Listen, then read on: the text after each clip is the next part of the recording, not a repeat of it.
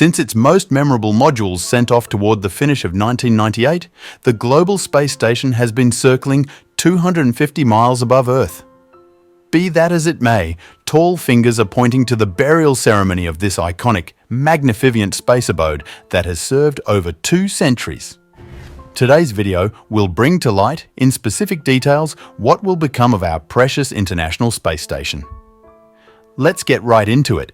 The decommissioning plan for the space station is the execution of a capable, controlled, and designated deorbit into a distant sea region.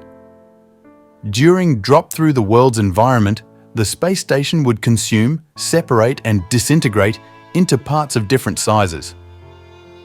The ISS has been revolving around the globe so lengthy that 1/4 of the total populace has not lived without it. As pervasive with spaceflight for all intents and purposes, the ISS can't live until the end of time.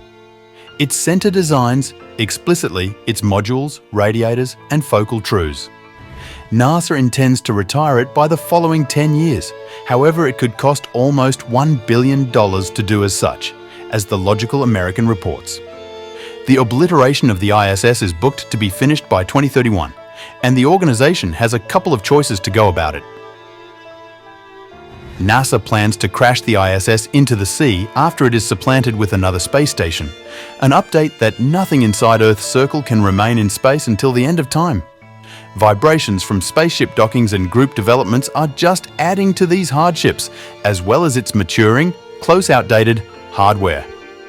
Accordingly, NASA has proclaimed that the ISS, which presently comprises 16 compressed modules, will be ended and sent spiraling into the Pacific Sea in 2031.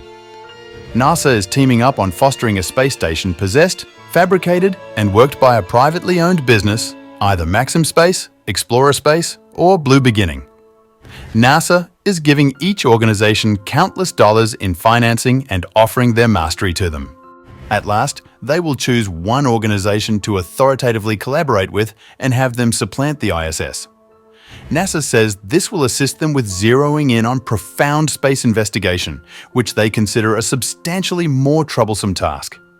Right now, the worldwide space station is circling the Earth like clockwork from around 250 miles over the surface on normal, dangerously fast speed of 1,700 miles each hour.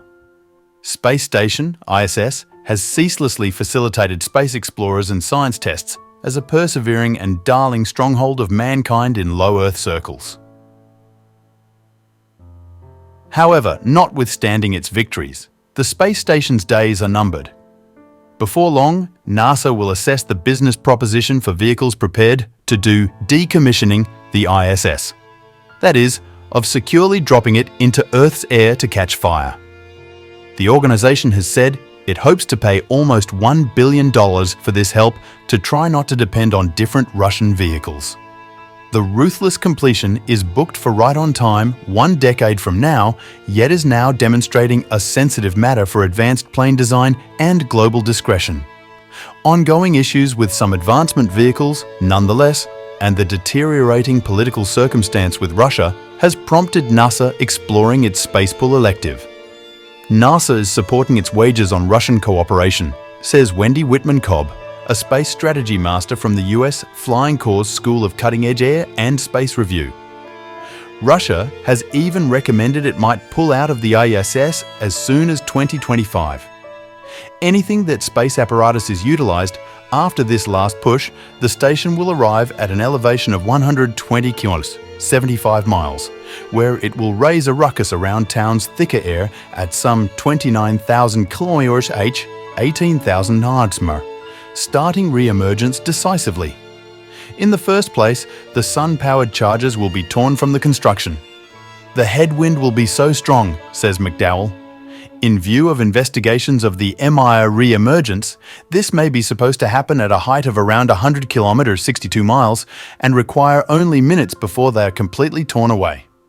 Then, at that point, at around 80 kilometers, 50 miles over the world's surface, the actual modules begin to be torn apart from one another before they are set burning by the re-emergence temperatures of thousands of degrees, making them liquefy and deteriorate.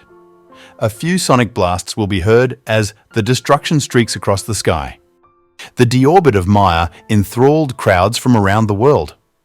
The ISS, in any case, is almost multiple times as enormous as the 140-ton, 300,000 lbs Mir space station, and its re-emergence is probably going to be much more dynamite. Presently, you have 400 tons of flaring lumps flying through the upper climate at orbital velocities, says McDowell.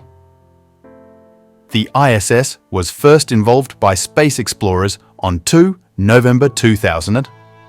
From that point forward, models have been added and space travelers have directed space strolls and concentrated on peculiarities going from the development of protein precious stones to human muscle decay and microgravity.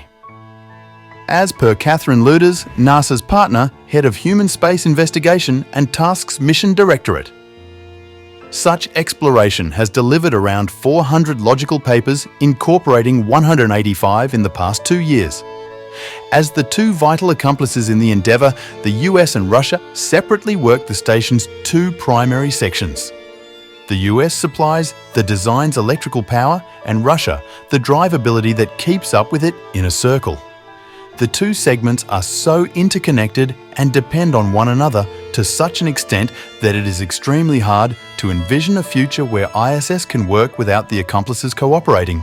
Laura Forsick, organiser and chief head of room counselling firm.